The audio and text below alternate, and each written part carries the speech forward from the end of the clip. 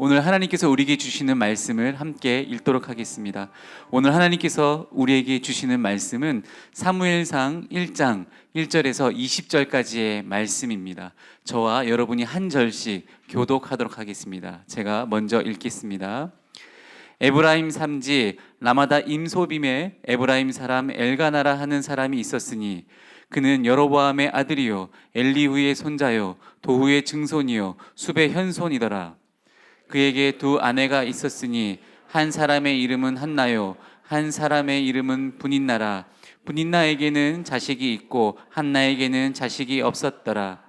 이 사람이 매년 자기 성읍에서 나와서 실로에 올라가서 만군의 여호와께 예배하며 제사를 드렸는데 엘리의 두 아들 홈니와 비느하스가 여호와의 제사장으로 거기에 있었더라.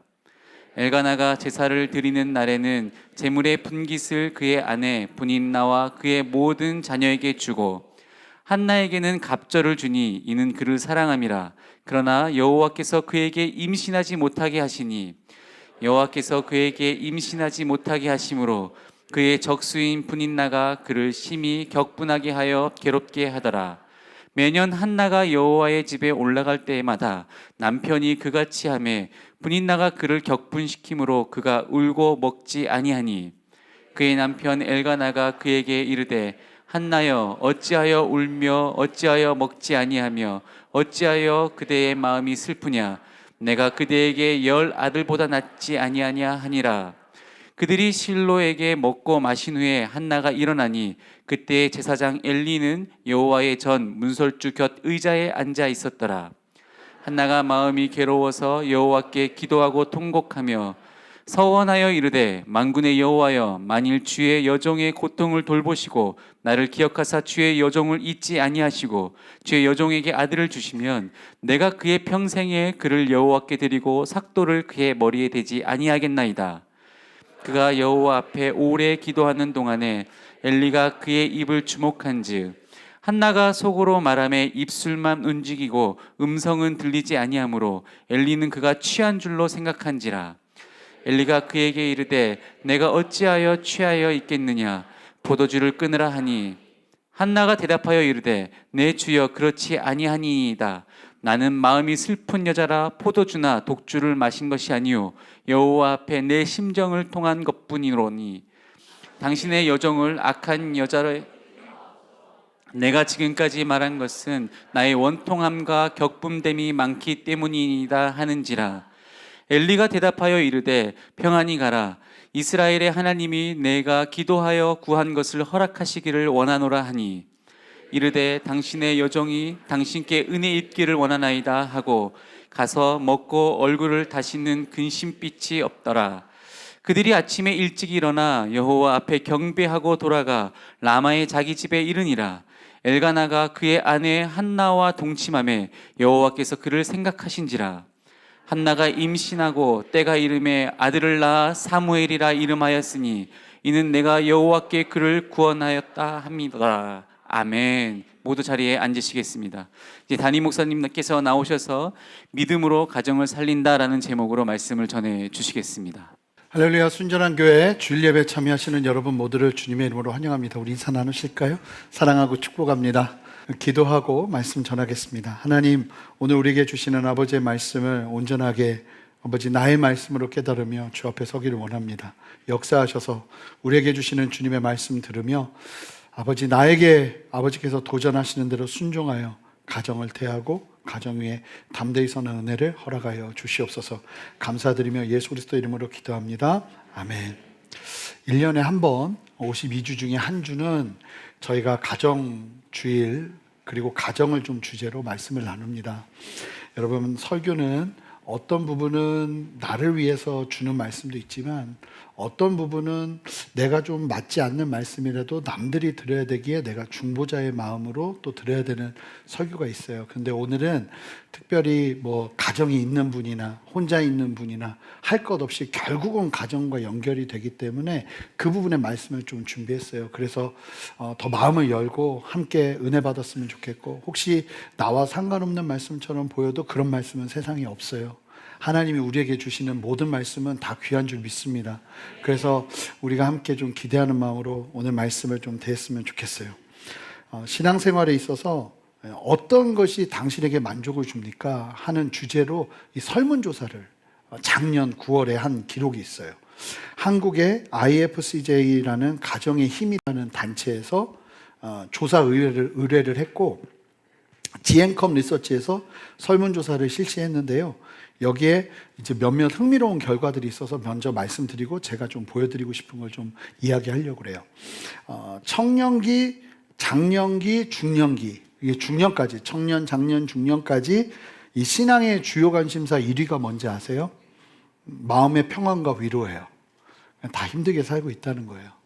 내 마음의 평안과 위로를 얻고 싶습니다 하는 게 청년, 장년, 중년, 65세 이하의 대부분의 성도들이 갖고 있는 주요 관심사더라고요. 근데 제가 되게 가슴이 뛰고 굉장히 소망이 있다 했던 게 뭐냐면, 여러분 65세 이상의, 이게 표현 그대로 하면 노년기, 65세 이상의 성도님들의 신앙 관심사 1위가 뭔지 아세요? 성령 충만과 영적 성장이에요. 할렐루야죠. 소망이 있어요, 우리나라. 성령 충만과 영적 성장. 이게, 그러니까 주님을 만나는 날이 가까우면 가까울수록 사실은 이 세상의 어떠함에 대한 것들보다 이게 바뀌나 봐요. 그래서 내가 정말 성령 충만하고 영적으로 성장했으면 좋겠다 하는 갈망들이 오히려 그때 더 일어난다는 거예요. 저는 되게 가슴이 뛰고 좋더라고요. 아, 그렇구나. 우리 어른 세대들이 정말 하나님 앞에서 더 주님을 사랑하고 주님 앞에 설 수 있도록 정말 교회가 그런 길을 안내해야겠구나 하는 생각도 들었어요. 그런 조사 속에서 이런 조사도 했어요. 자신의 신앙에 그 만족을 누리게 하는, 감사를 누리게 하는 영향을 주는 것이 무엇인가 물어봤더니 46% 1위가 나온 게 바로 가족이에요. 가족이 어떠하느냐가 나의 신앙의 만족을 막 느끼게 하는 요소라는 거예요. 46%가 거의 절반이죠. 그리고 2위가 뭔지 아세요? 목회자예요. 목회자. 그러니까 목회자도 굉장히 중요한 거예요. 여러분, 어떤 좋은 목회자를 만나느냐가 굉장히 중요한 줄 믿습니다. 엎드려 절받기. 예. 그리고 이제 3위가 신앙의 동역자들. 3위가 요게 이제 14% 정도 돼요. 목회자가 25% 정도 되고, 그리고 4위가 생각보다 영상 컨텐츠나 서적이에요. 그냥 그런 걸로 저는 가장 많은 도전을 받을 줄 알았거든요. 근데 조사를 막상 해보니까 이 사람들 안에 오히려 가족, 목회자, 신앙의 동역자들 이런 순으로 돼 있는 거죠. 이거를 조금 더 구체적으로 조사를 했어요. 그래서 신앙에 긍정적인 영향을 주는 요소가 무엇인가, 당신의 신앙에 긍정적인 도전과 영향을 주는 요소가 무엇인가를 조사했는데, 이건 좀 표로 좀 볼게요. 저희가 이게 좀 어두워야만 보이니까 좀 이해해 주세요. 좀 어둡게 해놓고 볼게요. 되게 재밌는 사실, 저는 이제 흥미로웠던 사실이 초등학교, 중학교, 고등학교 20대, 30대까지 가장 강력하게 신앙에 긍정적인 영향을 주는 요소는 부모예요. 부모.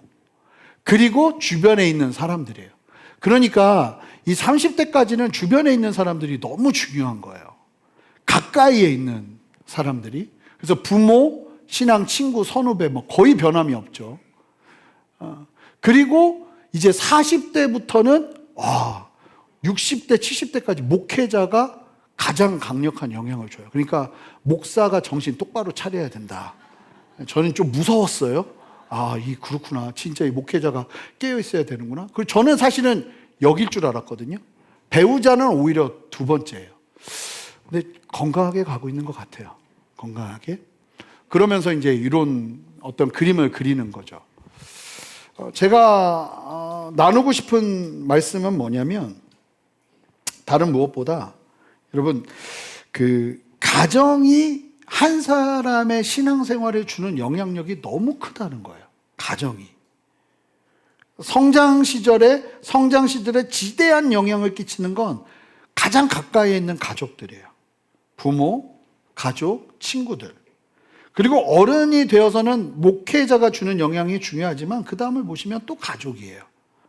그만큼 가정은 우리의 신앙에 너무나 중요한 영향을 끼쳐요. 제가 목회를 하면서 느끼는 게 뭐냐면, 여러분 아무리 은혜를 받아도 가정이 전쟁터면 이게 힘들더라고요.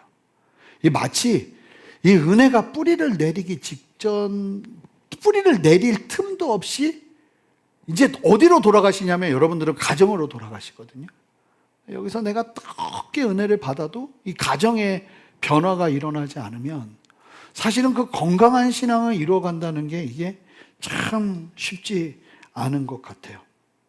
근데 문제가 뭐냐면 이렇게 중요한 가정인데 아무리 신앙 안에 온전하게 서 있어도 고통과 문제가 없는 집은 없더라는 거예요. 진짜 우리는 365일 평생이 행복하여 하는 집은 본 적이 없어요.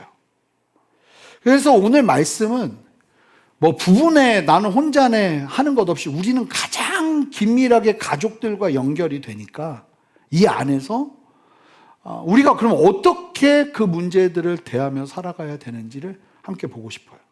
그래서 오늘 본문에서도 보면 이 한나라는 여인이 있어요.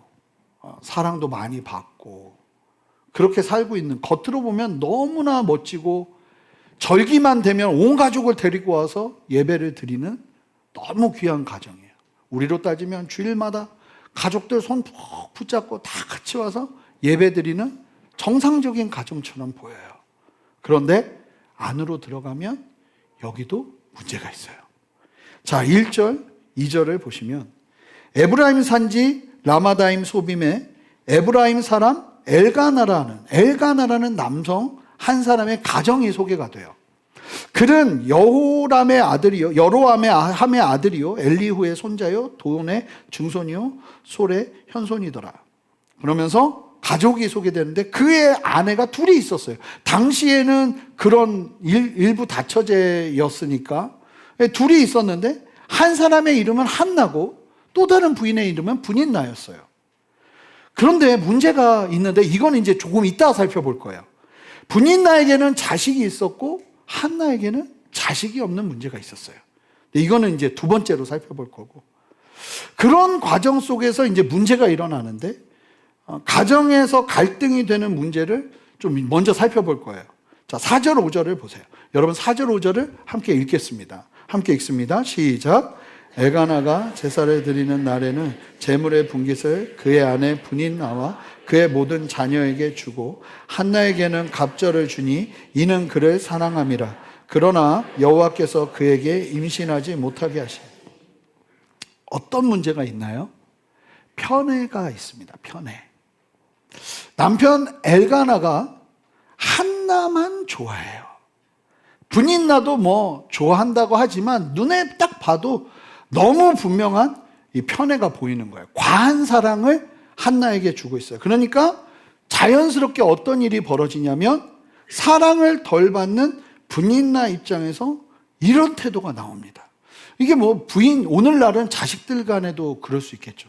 부모가 아들만 사랑, 저희 때는, 아니 저희 윗세대는 더 심했죠.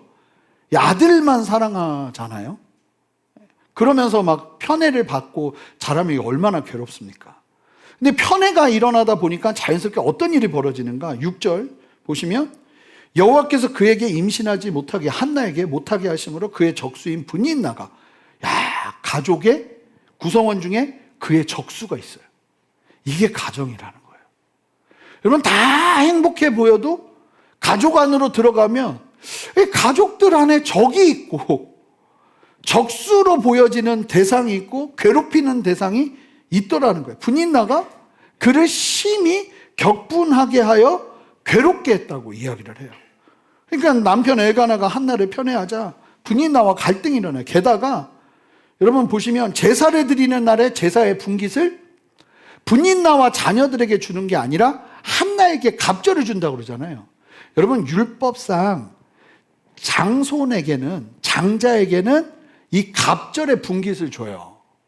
근데 분인나의 아이가 장자인데 그 아이와 분인나에게 분깃을 줘야 되는데 내 아들한테 분깃을 안 주고 아이도 없는 한나한테 분깃의 갑절을 더 주는 거예요. 그러니까 이게 내 문제에서 멈추는 게 아니라 내 아이까지도 부당함을 당하는 편애를 경험하는 거예요. 그러니까 분이나가 눈이 도는 거예요. 눈이 돌죠. 나만 고생하면 돼. 그런데 내 자식까지? 이러니까 이제 이 분이나가 화가 머리끝까지 나서 남편의 사랑을 못 받는 것도 서러운데 자식까지 걸리니까 이게 갈등과 격분의 상황을 막 분이나가 막 만드는 거죠. 편애가 가져오는 상처와 그로 인한 부작용이 일어나기 시작하는 거예요. 그런데요, 성경은 이 편애를 참 많이 이야기해요.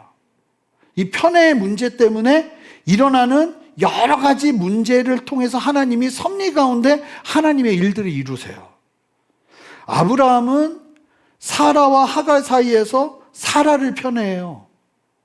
그러면서 이스마엘도 이삭과 편애하죠. 이삭과 리브가는 쌍둥이를 낳았어요. 에서와 야곱을 낳았는데 이삭은 좀 여성스러워요. 근데 자식을 낳고 보니까 에서가 너무 남성스럽고 막 사냥하고 멋진 거예요. 둘째 야곱은 맨날 어디서 뭐 하프나 치고 있고 그냥 너무 여성스러운 거예요. 그러니까 어떤 일이 벌어지냐면 아버지 여성스러운 이삭은 오히려 남성스러운 에서를 편애하고, 어머니 리브가는 여성스럽고 말도 잘 통하고 대화도 잘 통하는 야곱을 편애해요. 그러고 나서 야곱이 성장해서 가정을 이루는데 아시는 것처럼 아내 레아와 라헬 중에 라헬을 극진하게 편애하죠. 그걸 자녀들이 보고 자라니까 막 자녀들이 분노가 일어납니다, 아버지한테. 그 중에서 또 아버지가 자녀들 중에도 누구를 편애해요? 요셉을 편애해요. 그러니까 다른 형제들이 너무 미워하는 거예요. 사실은 그 편애 때문에 일어난 일로 요셉은 애굽의 노예로 팔려가게 되죠. 잘 보세요. 창세기의 이야기들 속에서 이 편애는 굉장히 중요한 어떤 키가 돼요. 문제들이 계속 일어나는데 대부분이 이런 편애, 잘못된 사랑으로 이 문제가 일어난다는 거죠. 누가 그러더라고요. 이게 10손가락 깨물어서 안 아픈 손가락이 어딨냐는데 그렇지 않은 것 같아요.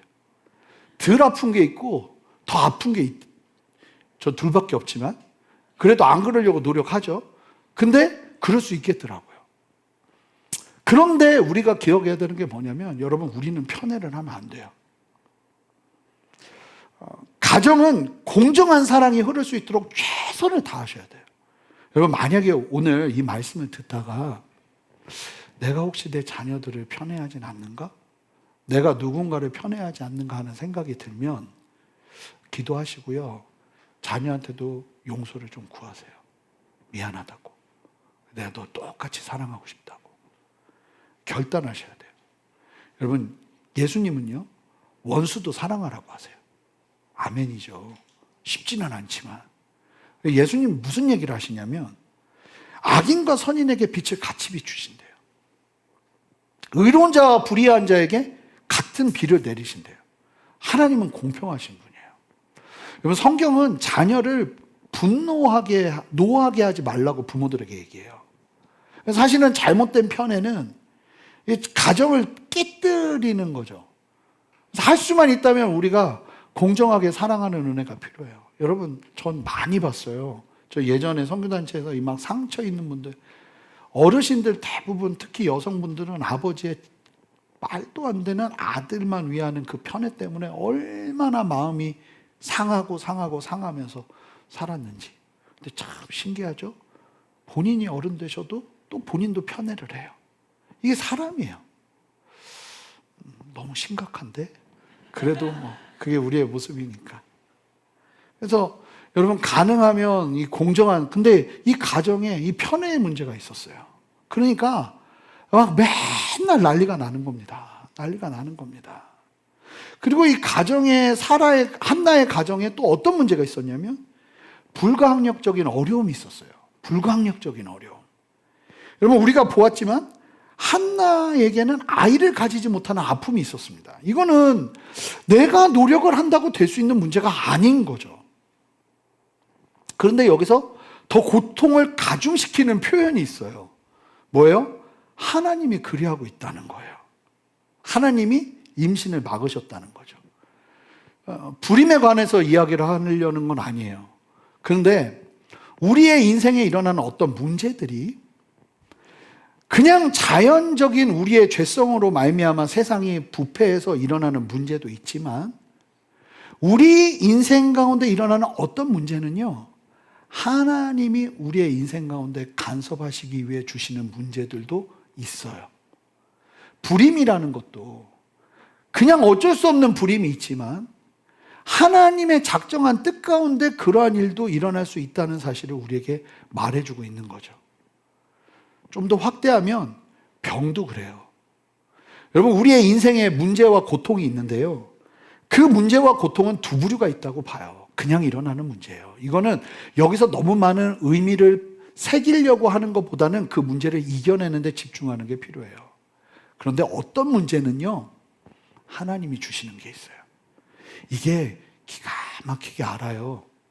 이게 아파도요, 이게 그냥 감기가 걸린 게 아니라 하나님이 나에게 뭔가를 말씀하시려는 수단 같다는 느낌이 드는 어려움들이 있어요. 여러분, 같은 병도 하나님이 우리에게 어떤 시간들처럼 주셔서 그 시간으로 우리를 연단하시기 위해 주시는 어려움도 있을 수 있다는 거예요.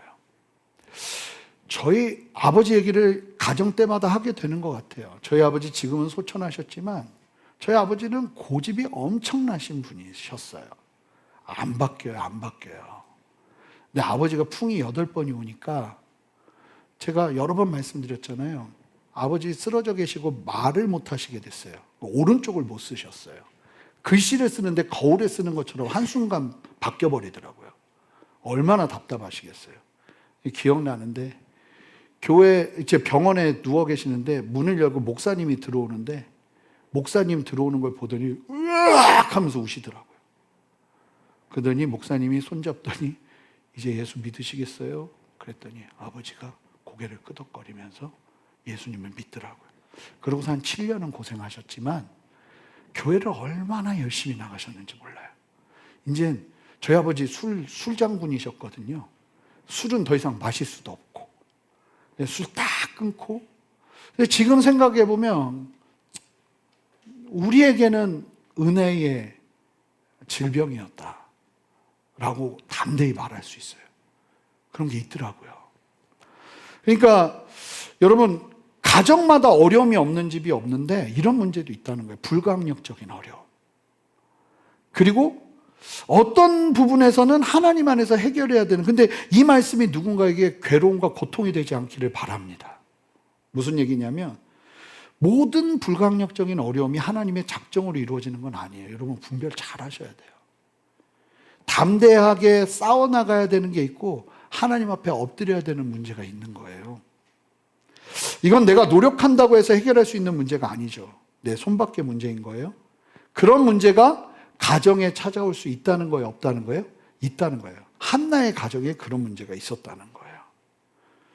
게다가 그 문제 때문에 오히려 가족 구성원들이 나를 힘들게 할 수 있는 거죠. 참 불임도 힘든데 그 불임으로 내 속을 후벼 파는 가족 구성원이 있는 거예요. 여러분, 그렇더라고요. 나 진짜 너무 힘든데 그 힘든 문제를 후벼 파는 건 멀리 있는 사람이 아니고 가까이 있는 사람이에요. 참 신기하게 지나가는 아저씨가 뭔 소리를 해도 그건 그렇게 큰 상처가 안 되거든요. 근데 내가 사랑하는 사람이 뭔 소리를 하면 그게 상처가 되는 거예요. 그러니까 그 가정 안에서 여러분 그런 적이 있지 않아요? 나 너무 힘든데 가족 구성원이 막 그걸 막 후벼 파는 거예요. 집이 어려워지고 아버지가 막 어려워지고 막 힘든데 어머니가 눈물 흘리면 저한테 그러시더라고요. 네가 예수 그렇게 믿는데 왜 이런 일이 벌어지냐고. 가슴을 후벼 파는 거죠. 그 앞에서 펑펑 울었어요. 할 말이 없으니까. 나도 속상하니까. 근데 그런 문제가 가족들마다 있을 수 있다는 거예요, 없다는 거예요? 있다는 거예요. 없는 것처럼 하지만 다 있으세요. 이 가정의 또 세 번째 문제는 무엇이냐? 자, 7절, 8절 보세요. 여러분들이 함께 읽어주세요. 7절, 8절 함께 읽습니다. 시작.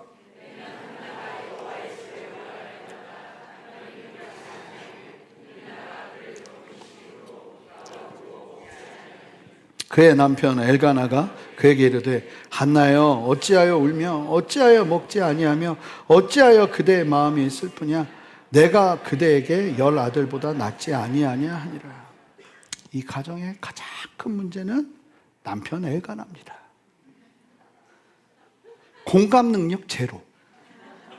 무디고 무디어요. 남편 엘가나 때문에 사실은 이 모든 문제들이 사실은 일어나고 있다고 봐야 돼요.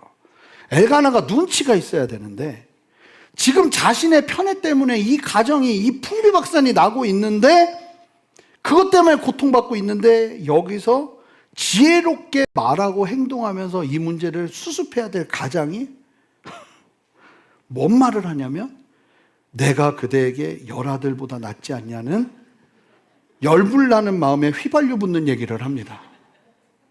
공감 능력 1도 없고 근데 여러분 아빠들의 특징이에요. 이게 참 대부분의 어른들, 남자분들이 뭘 힘들어하냐면 나는 열심히 일했어. 돈 다 갖다 줬고 잘 먹고 잘 살게 해줬어. 그런단 말이에요.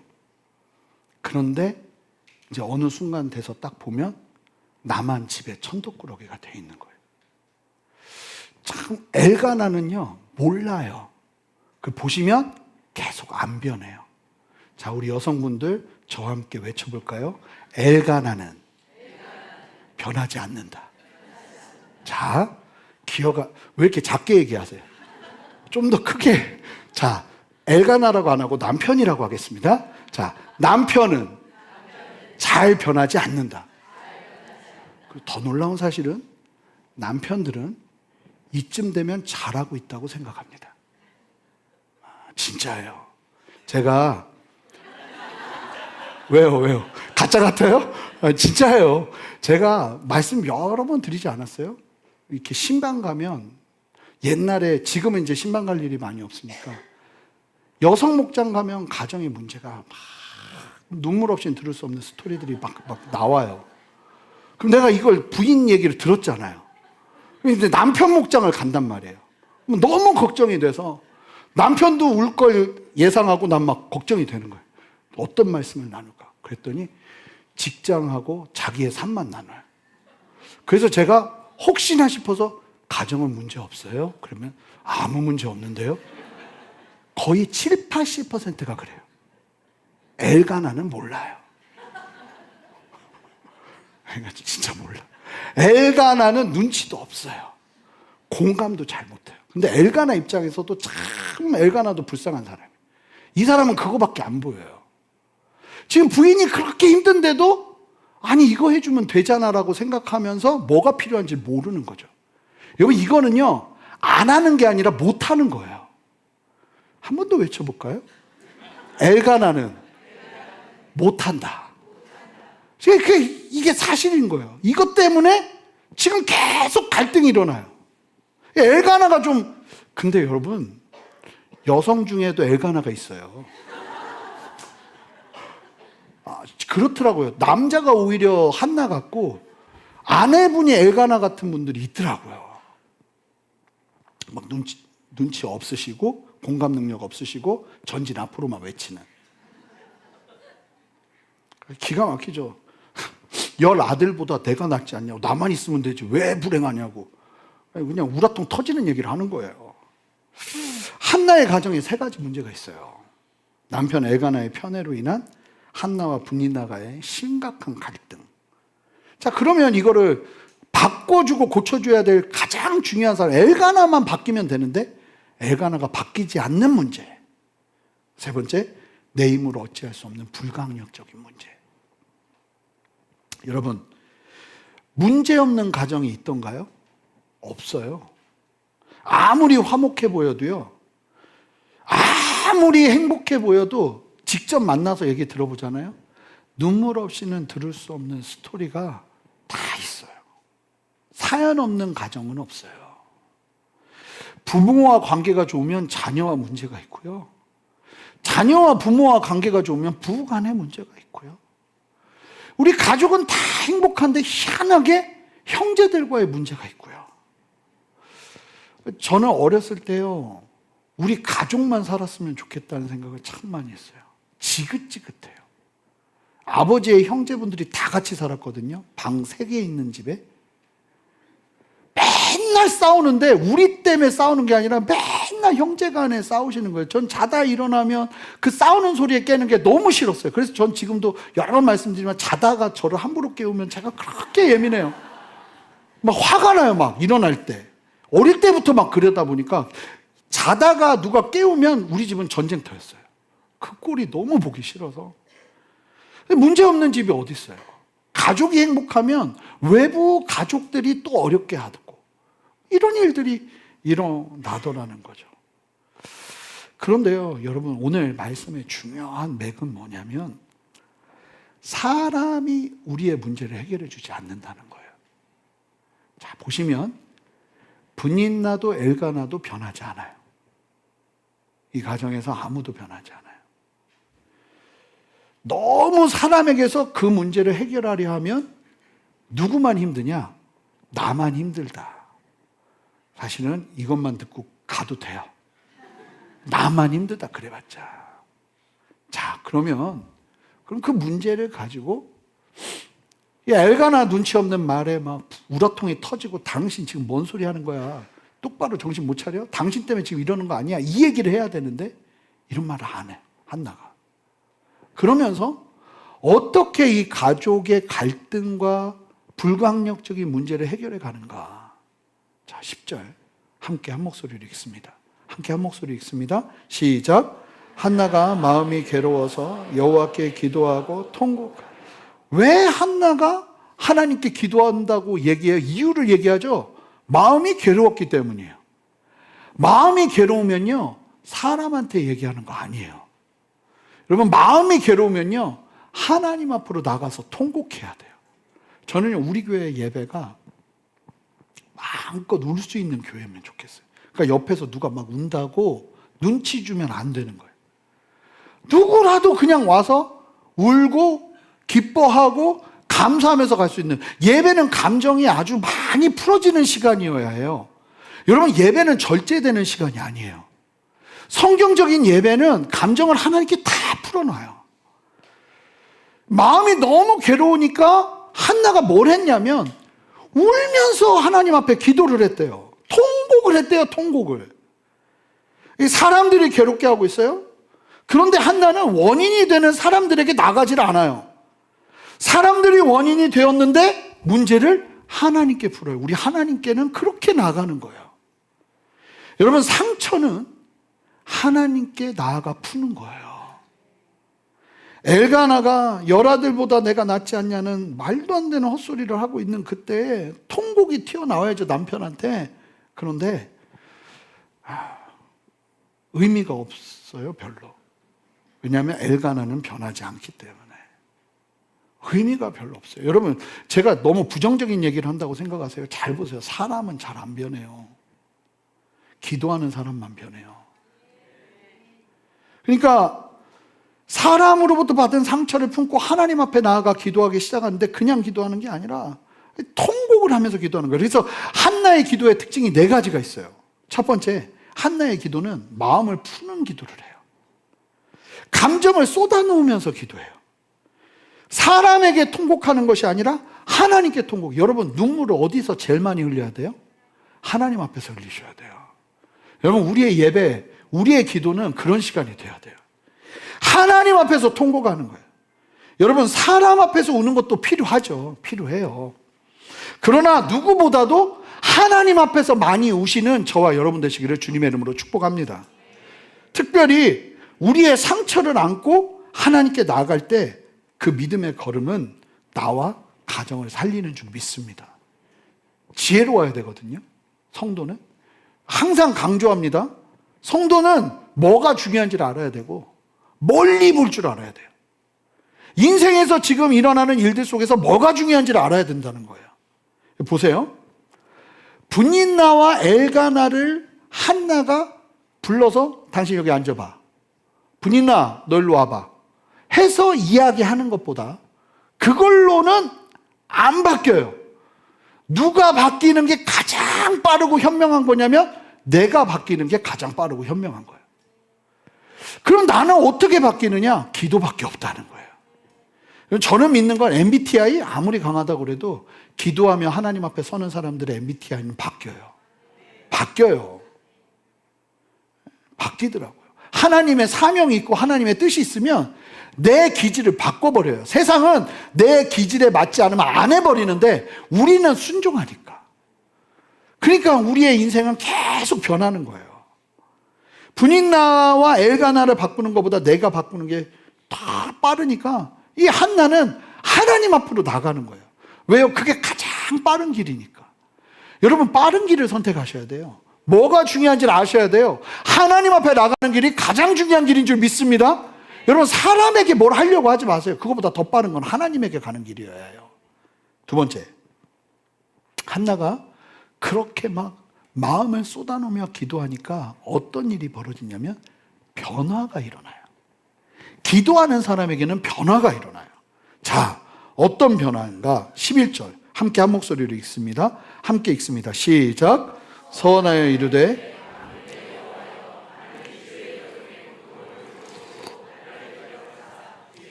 잊지 아니하시고 주의 여종에게 아들을 주시면 내가 그의 평생에 그를 여호와께 드리고 삭도를 그의 머리에 대지 아니하겠나이다.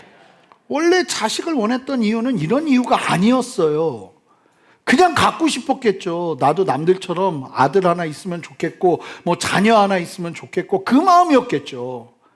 그런데 이 어려움 속에서 마음을 하나님께 풀어내다 보니까 이 문제에 직면한 한나가 하나님의 뜻을 보기 시작해요. 여러분, 기도를요, 무슨 문제가 있잖아요. 그러면 그 문제가 있을 때 어떻게 기도해야 되냐면 그 문제 때문에 힘든 걸 하나님께 쏟아놓는 기도를 하셔야 돼요. 내가 원하는 이 문제를 해결하려면 이게 필요하니까 이걸 해주세요 하는 기도는 어리석은 기도예요. 쏟아놓고 기도하다 보면 거기서 하나님이 또 다른 곳을 보게 하세요.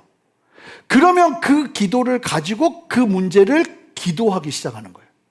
그러니까 한나가 아들 주세요, 아들 주세요를 기도한 게 아니라 지금 이 문제 때문에 힘들었던 것을 간절하게 하나님 앞에 풀어놓기 시작하니까 하나님이 그 가운데 한나의 마음을 바꾸세요. 아, 내가 자녀를 낳으면 이 아이를 하나님께 그대로 드려야겠구나.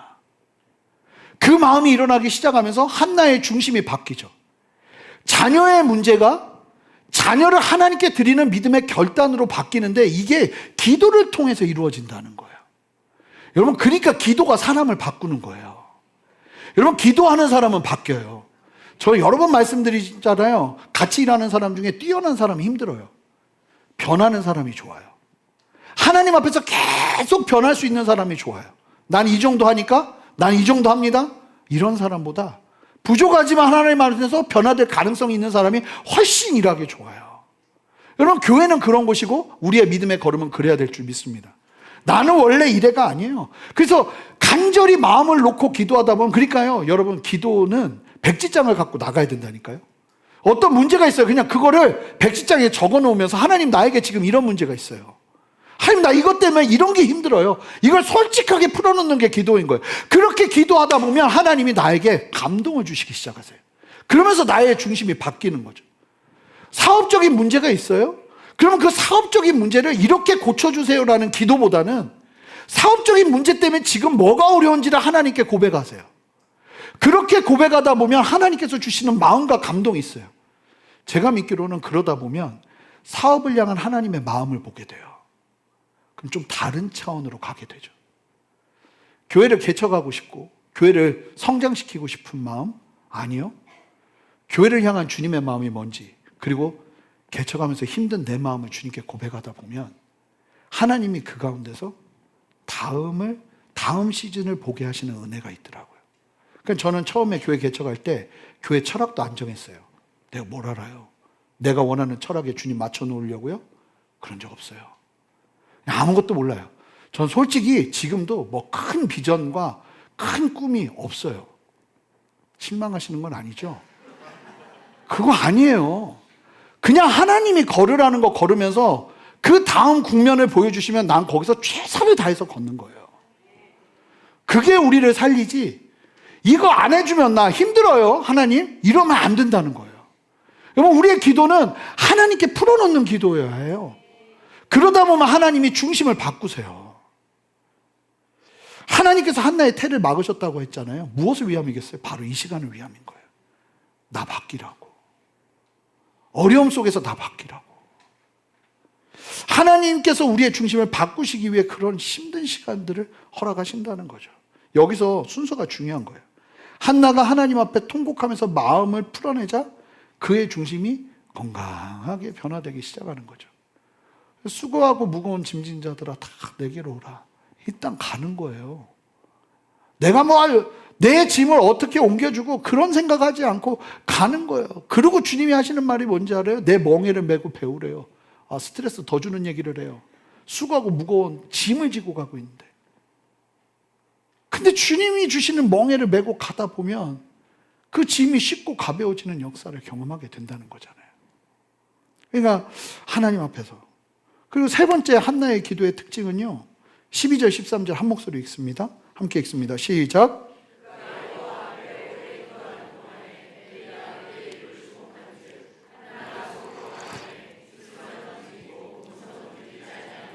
엘리는 그가 한 줄로. 여러분, 간절한 일이 있다면요, 좀 도전하고 싶어요? 오래 기도하세요. 오래 기도하셔야 돼요. 진짜 씨름하는 것 같은 기도. 그게 필요해요, 여러분, 때로는. 그렇다고 또 여기에 또 문자적으로 묶여서 무조건 무슨 기도하는지도 모르겠는데 앉아가지고 오랫동안 기도하는 얘기가 절대 아니죠. 여러분, 어떤 돌파구가 필요한 상황에서는요, 오래 기도하시는 여러분이 되셔야 돼요. 그러니까 오래 기도할 수 있는 내 스스로의 무릎이 필요해요, 여러분. 근데 한나가 성경이 그걸 말하고 있어요. 오랫동안 기도했다, 한나가. 오래 기도하는 동안에 일어나는 일을 보세요. 여러분, 참 재밌어요. 오래 기도하면 하나님이 은혜를 주셔야 되는데 은혜 떨어지는 일이 벌어져요. 엘리가 한나가 기도하는 입을 주목하여 보는데 대제사장이 영적 분별력이 제로예요. 주목하여 봤는데 내린 결론이 뭐냐면 얘 술 챘네, 그거예요. 지금 난 기도하고 너무 답답해서 말을 못하고 막 이러면서 막 기도하고 있는데 그걸 보더니 영적인 분별력이 가장 일어나야 되는 대제사장이 헛소리를 해요. 얘 술 챘네? 그러니까 한나가 얼마나 기가 막히겠어요. 내가 이렇게 기도하고 있는데. 여러분, 기도하면서 일어나는 상황과 환경에 실망하시면 안 돼요. 그런 일을 만나거든요. 근데 본문을 보세요. 오랫동안 집중하면서 기도하다 보니까 이 한나에게 뭐가 생기는지를 보시면 그렇게 말도 안 되는 소리에서 한나가 아닙니다. 지금 포도주를 마시고 내가 그런 헛소리를 하는 게 아니라 너무 마음이 힘들어서 기도하는 거예요. 그런 설명을 하자 이 영적 분별력 0밖에 제로, 마이너스예요. 그런 대제사장 엘리가 갑자기 이런 얘기를 해요. 자, 17절, 18절. 엘리가 대답하여 이르되 평안히 가라. 이스라엘의 하나님이 내가 기도하여 구한 것을 허락하시기를 원하노라 하니 그 영적 분별력 없는 엘리 제사장이 한마디를 뱉는데, 자, 18절 한 목소리 읽습니다. 이게 참 신비로워요. 18절 한 목소리 읽습니다. 시작. 이르되 당신의 여종이 당신께 은혜 있기를 원하나이다 하고 가서 먹고 얼굴에 다시는 근심 빛이 없더라. 기도하는 중에 말도 안 되는 엘리의 이야기를 듣지만 그 말도 안 되는 엘리가 어찌 보면 저 사람은 분별력도 없고 믿음도 없어 보여. 근데 그 사람이 말을 막 하는데 갑자기 하나님이 지금 나에게 하시는 말씀이구나 하는 걸 그 입에서 캐치해내요. 자, 엘리는 굉장히 불안해요. 그런데 그 엘리의 입술에서 하나님 네가 구한 것을 허락하시기를 원한다는 선포가 나오는 순간 한나가 그 선포에 아멘을 합니다. 하나님께서 주시는 말씀처럼 들리는 거예요. 여러분, 하나님의 메시지는 은혜 충만한 사람들 같은 사람들에게만 허락되는 게 아니에요. 여러분, 세상에서 저렇게 믿으려면 내가 믿는 게 낫겠다 하는 사람의 입술에서도 하나님의 메시지가 나올 수 있는 거예요? 없는 거예요? 나올 수 있는 거예요. 믿음 없는 내 남편과 내 아내 갑자기 어디서 말을 막 하는데 쓸데없는 소리를 하는데 갑자기 거기에 하나님이 나에게 들으라고 하시는 말씀이 있을 수 있는 거예요? 없는 거예요? 있는 거예요. 자, 영적인 직관이라고 말하고 싶어요. 기도를 계속 하다 보면요, 여러분, 믿는 사람은 영적인 직관이 개발되고 발전되고 민감해져야 돼요. 그래서 여러분, 하나님의 말씀은 은혜로운 자리에서만 들리는 게 아니고요, 나를 오해하고 모함하는 자리에서도 들릴 수 있는 거예요. 그거를 여러 상황들 속에서 캐치하고 들을 수 있는 믿음의 분별력이 우리 모두에게 필요한 줄 믿습니다. 근데 그게 어떻게 주어지는가? 기도하는 자에게 주어진다는 거예요. 그래서 이거 분명히 말도 안 되는 소리를 하고 있는데 갑자기 어떤 말이 들리는데 저 말은 지금 하나님이 나에게 주시는 말씀이네? 내가 저거 취해야지 하는 게 나오는 거예요. 그러니까 참 이게 간절히 기도하는 사람에게 부어주시는 하나님의 은사와 같은 은혜가 저는 이 영적 직관이라고 믿어요. 그러니까 여러분, 분별력이 있어야 돼요. 영분별은요, 성도에게 너무 중요한 거예요. 근데 이게 어디서부터 오는가? 저는 아무리 봐도 기도하는 사람에게 오는 거예요. 기도하지 않으면 영분별은 주어지지 않아요. 저와 여러분들에게 이 영분별의 은혜가 있기를 바라요. 그리고 또 다른 마지막 한나의 기도의 특징이 뭐냐면, 이 엘리 제사장이 그 말을 하면서 믿음으로 딱 취했잖아요. 하나님의 말씀이고 응답이라는 확신을 가졌어요. 그리고 보세요, 다시 한번 말씀을 보시면 18절, 가서 먹기 시작해요. 아무 일도 일어나지 않았어요. 그런데 기도하면서 확신을 갖게 됐어요. 그러니까 어떤 일이 벌어지냐면, 가서 먹고, 자, 여기서 중요해요. 다시는 근심빛이 없었다고 합니다. 할렐루야. 자, 이게 기도의 힘이에요. 보세요. 한나가 돌아가면 다시 한나를 격분케 하는 분인나와 눈치 없는 엘가나가 없을까요? 있어요. 있어요. 공감 능력 없고 눈치 없는 남편 엘가나가 딱 버티고 있고요, 내 적수 분인나가 집에 있어요. 그런데 기도로 한나가 마침표를 찍자 식음을 전폐했던 사람이 밥을 먹기 시작하고 더 이상 근심하지 않았다고 해요. 자, 한나의 기도는 마침표가 있는 기도였어요. 여러분, 이 마침표가 있는 기도가 저와 여러분에게 있기를 주님의 이름으로 축복합니다. 무슨 얘기냐면, 제가 이런 걸 너무 많이 봐요. 기도는 항상 하는데 진짜 맨날 해요. 무슨 얘기냐면, 이제는 그 기도 속에서 하나님이 주시는 믿음으로 취하고 버려버려야 되는데 마침표가 없어요. 6개월 지나면 또 들어오고 1년 지나면 또 들어오고, 아니 6개월 1년도 길어요. 한 달도 안 돼서 또 들어오고, 나는 해결했다고 선포했는데 또 들어오고 또 들어오는 그런 기도가 있더라는 거예요.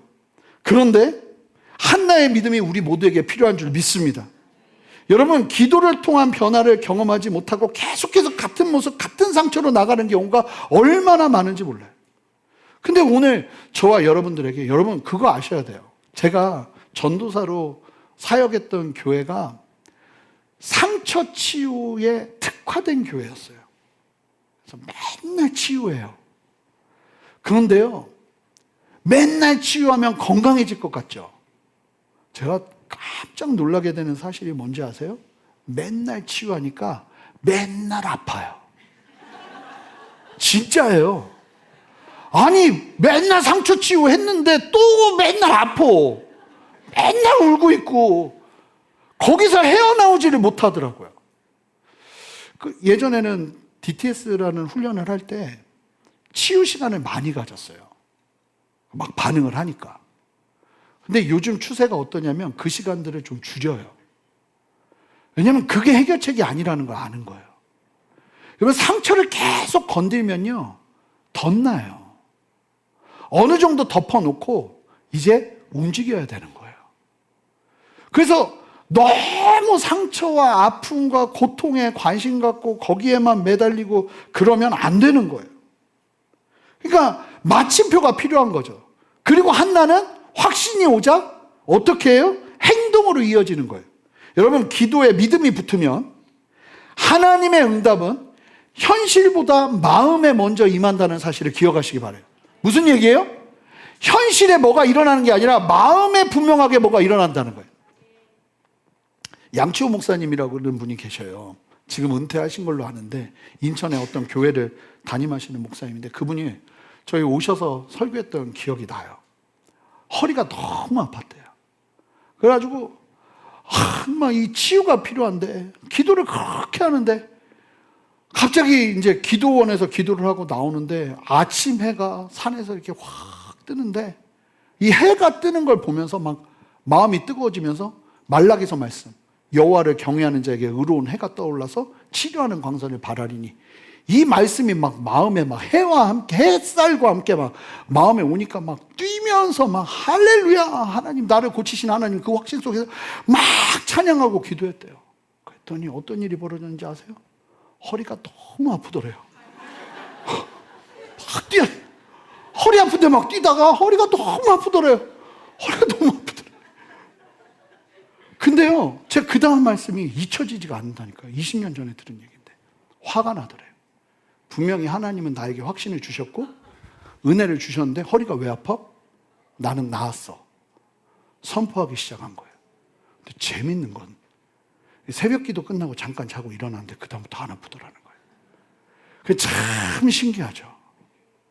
여러분, 그러니까 우리가 어느 정도는 끊어야 되는 거예요.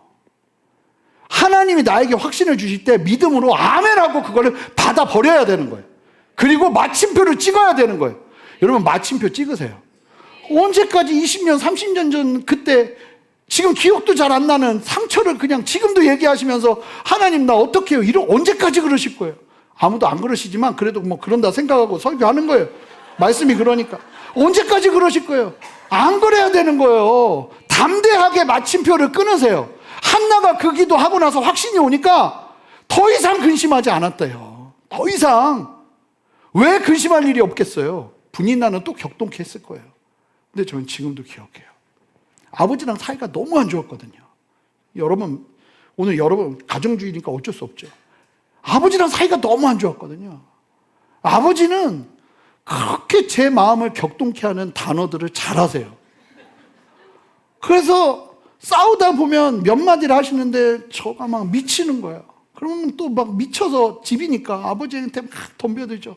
그러면 아버지는 저에게 마지막 최후의 마침표를 찍습니다. 그런 놈이 목회를 한다고? 그러면 끝나는 거예요. 그냥 끝나는 거예요. 그냥 우는 거야. 어떻게 해, 더 이상. 답도 없고 맨날 싸우고. 아버지, 그런 놈이 어디서 목회를 한다고. 야! 막 이러신단 말이에요, 우리 아버지. 그러면 막 너무 속상한 거예요. 말씀드렸잖아요. 집회를 갔는데 3일 동안 아버지가 불쌍해서 울었어요. 너무 불쌍해서 아버지 때문에 눈물을 팍팍 흘렸어요. 그러고서 집을 왔는데 엘가나는 변하지 않아요. 아버지는 또 격동케 하는 말을 나한테 하더라고요. 근데 너무 놀라운 게 뭐였냐면요, 내가 아버지를 다르게 대하더라고요. 제가 아버지를 처음 하나 드려봤어요. 그때 그 아버지의 어색해하는 굳은 몸을 그때 처음 느꼈어. 아버지 안았더니 아버지가 너무 당황해하는 거예요. 근데 여러분, 사랑이 이기는 거예요. 여기 앉아봐. 내가 오늘 말씀 들었는데 이게 딱 당신을 위한 말씀이야. 이러면 끝나는 거야. 안 변해. 그러면 그 순간 그 사람은 마음을 걸어 잠궈요. 안 변해. 자식들 일로 와. 너희들, 내가 오늘 말씀 들었는데 니들을 위한 말씀이야. 다 유튜브로 말씀 듣고 보고서 제출해. 이러면 안 되는 거예요. 절대로 안 바뀌어요. 그냥 내가 하나님 앞에서 바뀌어서 가정으로 들어가는 수밖에 없어요. 한나가 그냥 그러고서 하나님이 주시는 확신을 가지고 가정으로 들어간 거예요. 근데 거기서부터 하나님이 일하세요. 하나님이 한나의 기도를 기억하셨다고 그래요. 참 기가 막히죠. 이제서야. 왜 하나님이 기억 못하세요? 그 기도를 기다리신 거예요. 그 마침표를 기다리신 거예요. 그 믿음의 결단을 기다리신 거예요. 그리고 그 믿음의 결단을 하나님께 온전히 올려드리자 하나님이 문제를 다루시기 시작하세요. 참 하나님은 참 신비로워요. 우리가 생각하는 대로 일을 안 하신다니까요. 하나님의 생각은 우리의 생각과 다르다. 이게 기본 전제여야 돼요. 하나님 일하시는 게 그래요. 자, 보세요. 한나의 기도, 마음을 풀어냈죠. 그러니까 마음의 중심이 변화돼요. 그럼 그 중심이 변화되는 대로 하나님께 서원을 해요. 그리고 그 기도 속에서 시간을 가지면서 하나님 앞에 씨름하는 기도를 해요. 오랫동안 집중하고. 근데 그 기도 과정 속에서 헛소리 하는 사람들이 막 나와요. 근데 거기서 그 헛소리도 허투루 듣지 않고 하나님 앞에서 혹시 나에게 주시는 말씀이 아닐까? 왜냐하면 난 기도하고 있으니까. 주파수를 다 여는 거예요. 그리고는 하나님이 주시는 그 분별력 1도 없는 엘리의 입술에서 나오는 이야기를 듣고 하나님의 말씀으로 아멘 취하곤 마침표를 찍어버려요. 그러고 가정으로 들어가니까 가정에서 하나님이 그렇게 일하시지 않던 하나님이 일하시기 시작하는 거죠. 누구라도 한나의 가정처럼 가정의 문제를 가지고 있습니다. 문제가 없는 가정이 어디 있겠어요? 가족들은 잘 변하지 않아요. 한나의 가정에서 누구도 변한 사람이 없어요. 오직 한 사람을 제외하고요. 기도하는 한나요. 여러분, 기도하는 사람이 있으면 그 사람을 통해서 가정이 변하는 거지, 기도하는 나의 기도를 통해 누군가 변화되는 게 아니에요. 특히 가정은 더. 남들을 변화시키는 게 아닙니다. 내가 변하는 거예요. 격분했던 문제들 앞에서 다른 모습을 보이기 시작하는 거예요. 울며 식음을 전파했던 과거의 모습을 정리하고 더 이상 근심하지 않는 나로 서는 거죠. 그 싸움 하시는 거예요. 그 길은 기도밖에 없어요. 참 맞아요. 사람이 내 상황을 바꿔주는 게 아니고요. 기도로 나를 바꾸는 거예요. 왜 하나님께서 태의 문을 닫으셨겠어요? 여기까지 이끄시기 위함이었던 거죠. 마태복음 18장 18절을 보면 진실로 너희에게 이르노니 무엇이든 너희가 땅에서 매면 하늘에서도 매일 것이요. 무엇이든지 땅에서 풀면 하늘에서도 풀리리라. 이 말씀은 인간의 결정이 하나님을 움직인다는 얘기가 절대 아니에요. 앞뒤 문맥을 따라 보면 하나님이 미리 정하신 뜻을 기도 가운데 성도가 깨닫고 이 땅에서 그 기도를 하기 시작하면 하나님이 묻고 푸는 걸 우리의 기도를 통해서 일하시고 역사하신다는 거예요. 한나가 지금 그 일을 하고 있는 거죠. 제가 단언할 건데 인생의 가장 문제는 거의 대부분이 가정에 있더라고요. 외부에서 아무리 어려워도 가족이 똘똘 뭉치면 담대해집니다. 사람이 그래요. 근데 외부가 아무리 잘 나가도 가정이 하나 되지 못하면 참 힘든 거예요. 여러분, 가족이 하나 되는 유일한 길은 내가 그 문제를 가지고 하나님 앞에 기도하는 것밖에 없어요. 기도로 서지 않으시겠습니까? 여러분, 여러분들 가정은 지금 부모님과 나와의 관계, 주변 형제들과의 관계, 자녀들과의 관계 어떠세요? 기도밖에 없어요. 여러분, 뭘 바꾸려고 하지 마시고 우리 모두가 하나님 앞에 엎드려 전능하신 하나님의 손을 믿음으로 바라보면서 기도하며 나아가는 저와 여러분 되었으면 좋겠어요. 제가 한 가지만 나누고 같이 기도할게요. 오늘 좀 늦었지만 너무 힘든 상대가 찾아온 적이 있어요. 근데 기도하면서 주시는 마음은 환대하라는 거였어요. 잘못했다는 말도 안 하고 그러는 상대방인데 그 말씀 따라 순종했거든요. 그랬더니 그 사람이 죄송하다는 말을 하더라고요. 너 왜 그랬어? 그러면 죄송하다는 말을 안 했을 것 같아. 근데 하나님이 주시는 감동 안에서 내가 변해서 환대를 하니까 자기 잘못을 알더라고요. 저는 이걸 보면서 가족을 바꾸는 힘은 옳고 그름이 아니에요. 하나님 안에서 변화된 내가 주님의 마음으로 그들을 사랑하는 거예요. 그럴 때 힘이 생겨요. 사람이 마음이 바뀌는 거예요. 그 은혜가, 그 결단이 우리에게 있기를 바랍니다. 우리 다 같이 일어서실까요?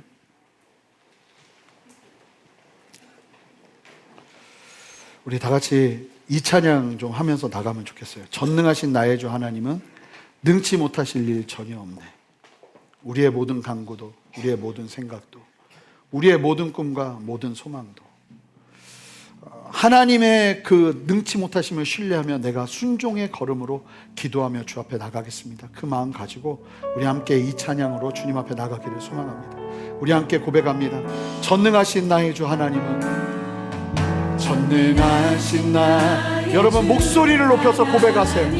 하나님을 고백하세요. 능치 못하실 일 전혀 없네. 우리의 모든 간구도, 우리의 모든 생각도, 우리의 모든 꿈과 모든 소망도, 신실하신 나의 주 하나님은, 신실하신 나의 주 하나님은 우리의 모든 괴로움 바꿀 수 있네. 우리의 모든 괴로움 바꿀 수 있네. 우리 함께 선포합시다. 불가능한 일 행하시고 죽은 자를 아멘. 그를 이길 자 아무도 없네. 주의 말씀 의지하여 깊은 곳에 금을 던져 오늘 그가 놀라운 일을 이루시는 것 보라. 주의 말씀 의지하여 믿음으로 금을 던져 믿는 자에게 능치 못함 없네. 우리 자매님들이 고백합시다. 전능하신 여러분 고백하세요. 능치 못하실 일 전혀 없네. 사람이 아니에요. 우리 하나님이 역사하십니다. 아멘.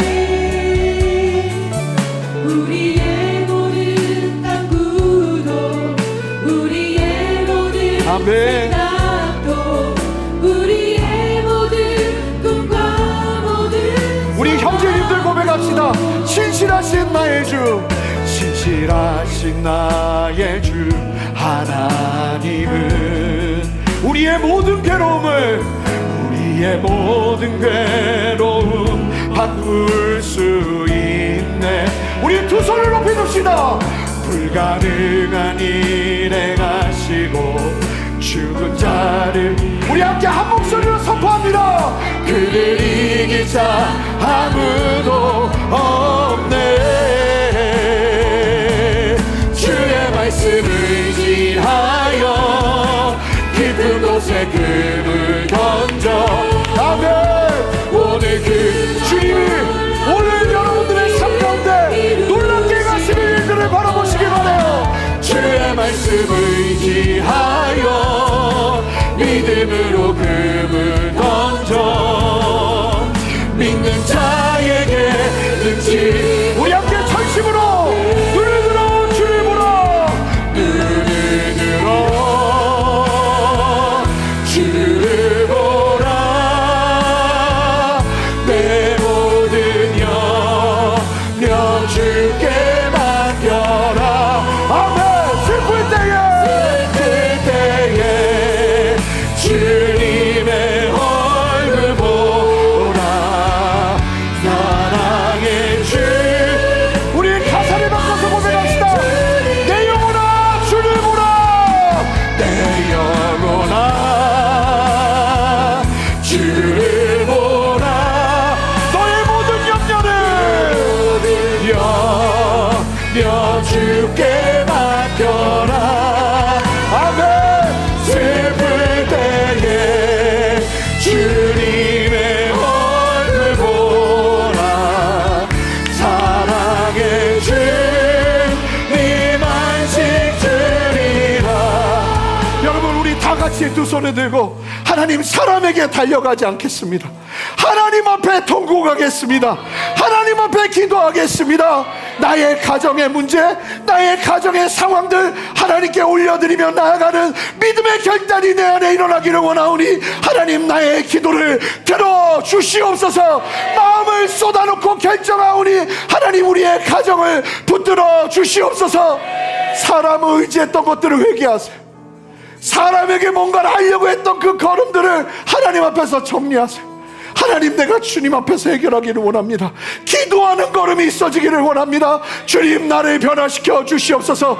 함께 가정을 주께 올려드리며 함께 두 손을 들고 주님의 이름 한번 간절히 부르며 기도합니다. 주여!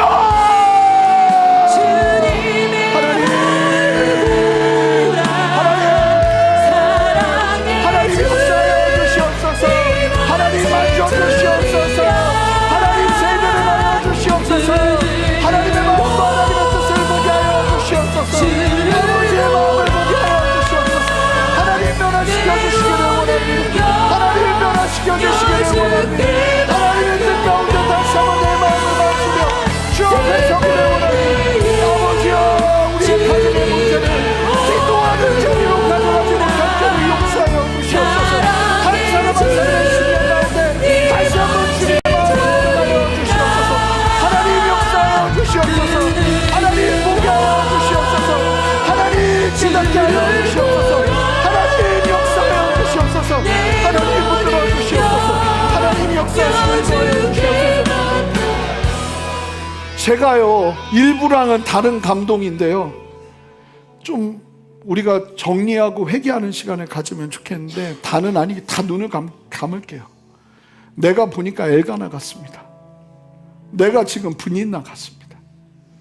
분노에 차서 하나님이 기뻐하시지 않는 자리를 선택하며 나가고 있습니다. 하나님, 나를 변화시켜 주시옵소서. 하나님, 내가 주님 앞에 엎드립니다. 주여, 내 마음을 변화시켜 주십시오. 하나님은 분인나의 아픔을 아세요.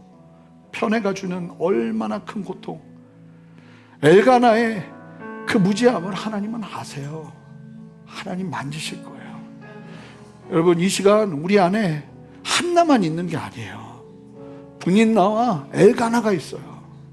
우리 하나님 앞에 솔직하게 기도합시다. 하나님, 내가 미워하는 자리, 원망하는 자리, 격분케 하는 자리에 있지 않고 사랑하는 자리, 섬기는 자리, 희생하는 자리에 십자가 앞에 서기를 원하오니 하나님, 나 용서해 주십시오. 하나님, 새롭게 하여 주십시오. 다 눈을 감고 그런 분들마다 믿음의 두 손을 드시기 바랍니다. 하나님, 이 시간 나를 만져주시옵소서. 이 시간 나를 변화시켜 주시옵소서. 시기와 질투와 주로부터 오지 않은 마음이 다 떠나가게 하여 주시옵소서. 하나님, 변화시켜 주시옵소서. 하나님, 내가 십자가 앞에 다시 한번 서오니 하나님, 생각과 마음을 새롭게 하여 주시옵소서. 함께 주님의 이름 간절히 부르며 기도합니다. 주여! 하나님, 내가 엘가나입니다. 하나님, 내가 분인나입니다. 하나님, 그런 나를 변화시켜 주시옵소서. 하나님의 마음 가지고 변화되는 나를 보게 하여 주시옵소서. 하나님 앞에 깨어진 마음으로 기도하게 하여 주십시오. 하나님의 마음 가지고 나아가는 은혜를 허락하여 주십시오. 하나님, 우리 모두를 새롭게 하여 주시옵소서. 하나님의 마음으로 새롭게 하여 주시옵소서. 하나님의 은혜로 새롭게 하여 주시옵소서. 하나님, 사랑하는 자리, 섬기는 자리, 주님의 마음으로 나아가는 자리 위에 서기를 원하오니 하나님, 변화시켜 주시옵소서. 하나님의 마음을 부어주시옵소서. 하나님의 마음을 부어주시옵소서. 하나님의 역사로 다시 한번 나를 새롭게 하여 주시옵소서. 하나님의 터치와 아버지의 만지심이 있기를 원합니다. 주여, 역사하여 주시옵소서. 할렐루야, 할렐루야. 주님 역사하시옵소서. 주님 만지시옵소서. 하나님, 새롭게 하시옵소서. 하나님의 일을 이루시옵소서. 주여, 역사하여 주시옵소서.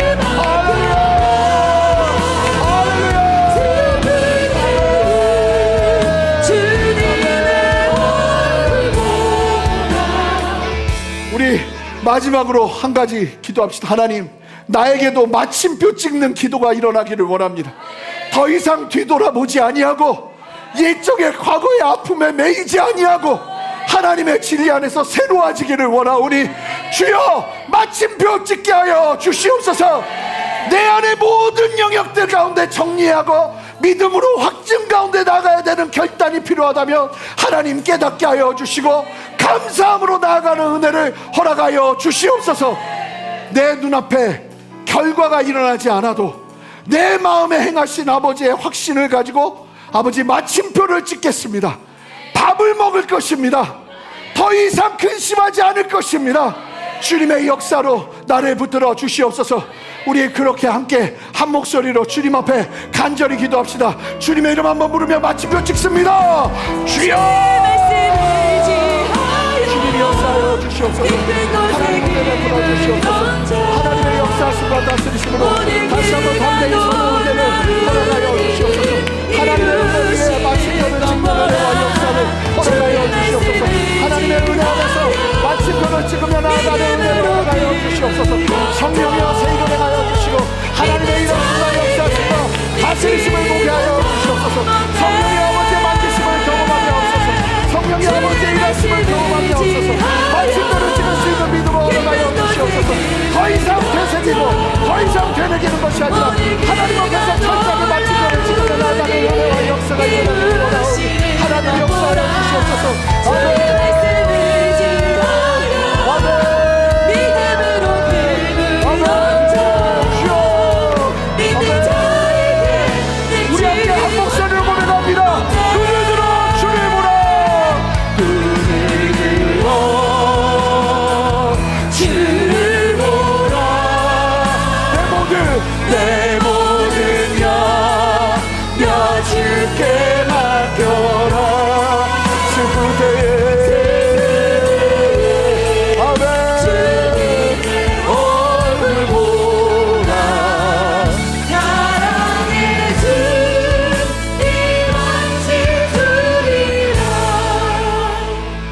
살아계신 하나님, 오늘 이 말씀을 통해 우리를 깨우시고 하나님 가정으로 다시 들어갈 수 있는 힘과 용기를 주신 주님을 찬양합니다.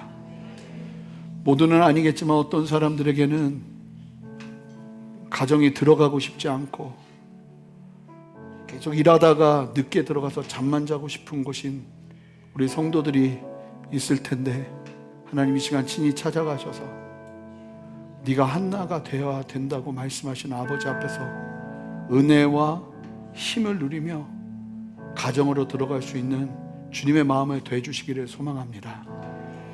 이해해주지 않는 배우자, 이해해주지 않는 부모, 이해해주지 않는 형제들, 이해해주지 않는 자식들, 이 다양한 문제들 속에서 하나님, 사람에게 그 답을 다 갖지 않고 하나님에게 답을 얻기 위해 이제 우리는 기도할 것입니다.